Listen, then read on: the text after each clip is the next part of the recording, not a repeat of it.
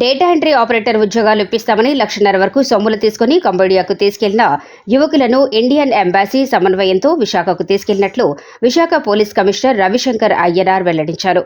శుక్రవారం 58 మంది బాధితులు ఎయిర్ ఇండియా విమానంలో విశాఖపట్నం చేరుకున్నారు. ఎయిర్పోర్ట్లో రవిశంకర్ అయ్యనార్ వీరికి స్వాగతం పలికారు. ఈ సందర్భంగా పోలీస్ కమిషనర్ రవిశంకర్ మీడియాతో మాట్లాడుతూ అక్కడ వాళ్లు వీరిని చైనా వారికి అప్పగించారన్నారు. వీరి ద్వారా ఇండియాలో సైబర్ క్రైమ్కు పాల్పడేలా చేశారన్నారు.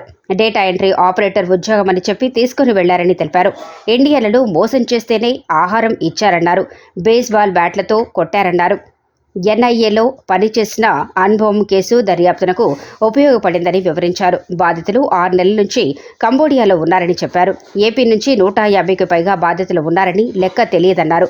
కంబోడియా ప్రభుత్వం విదేశీ వ్యవహారాల మంత్రిత్వ శాఖ చక్కగా పనిచేశాయని తెలియజేశారు. ఈ తరహా బాధితులు ఇంకా ఎవరైనా ఉన్నారా అని విచారణ జరుపుతున్నామని పేర్కొన్నారు.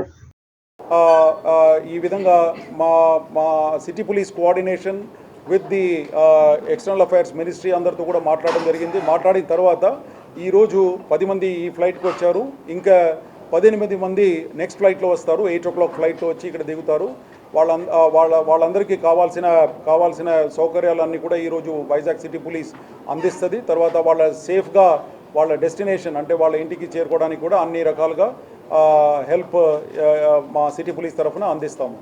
వీళ్ళు ఇచ్చిన ప్రాథమిక సమాచారం మీద ఏం తెలుస్తూ ఉందంటే వీళ్ళని డేటా ఎంట్రీ ఆపరేటర్ ఉద్యోగం ఇప్పిస్తామని చెప్పేసి మన దగ్గర ఉన్న కొంతమంది agents, that is the man power recruitment agencies ఎవరైతే ఉన్నారో వాళ్ళు వీళ్ళ దగ్గర నుంచి దాదాపు 1.5 lakhs క్యాష్ తీసుకొని ఈ కంబోడియన్ ఏజెంట్స్కు హ్యాండ్ ఓవర్ చేయడం జరిగింది. సో ఇదంతా పార్ట్ ఆఫ్ ఇన్వెస్టిగేషన్లో మొత్తం బయటకు వస్తుంది. ఎట్లా మన ఏజెంట్స్ ఆ కంబోడియన్ ఏజెంట్స్తో పాటు వీళ్ళకు ఎట్లా అగ్రిమెంట్ ఉంది, ఎలాంటి అండర్స్టాండింగ్ ఉంది, ఎలాంటి ఫైనాన్షియల్ డీలింగ్స్ ఉంది, ఇదంతా కూడా ఇన్వెస్టిగేషన్లో బయటపడుతుంది. బట్ వీళ్ళు చెప్పిన ప్రాథమిక సమాచారం మేరకు ఏం తెలుస్తుందంటే డేటా ఎంట్రీ ఆపరేటర్ అని చెప్పేసి తీసుకువెళ్ళి అక్కడ వెళ్ళి వీళ్ళ ద్వారా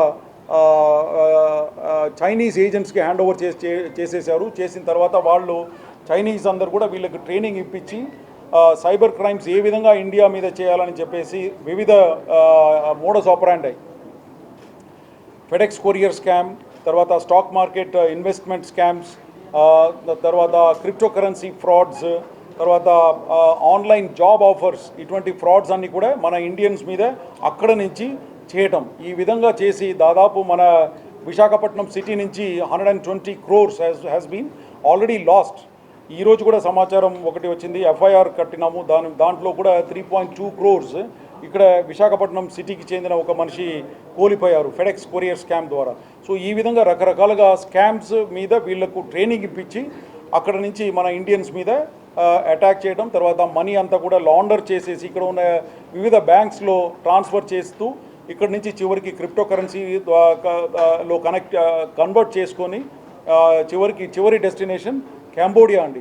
సో ఈ విధంగా జరిగిన విషయాలన్నీ కూడా వీళ్ళు చెప్పారు.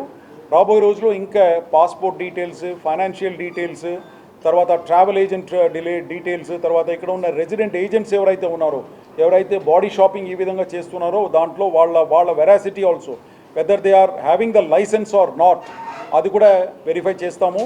తర్వాత యువకులందరూ కూడా రాబోయే రోజుల్లో ఒక మీటింగ్ అంతా ఏర్పాటు చేసేసి ఇటువంటి దానికి పాల్పడి ఇటువంటి దొంగబాట్లకు పాల్పడి వెళ్ళకూడదని చెప్పేసి, ఎందుకంటే కొంతమంది ఈ విధంగా మిడిల్ ఈస్ట్లో కూడా మోసపోయిన వాళ్ళు ఉన్నారు.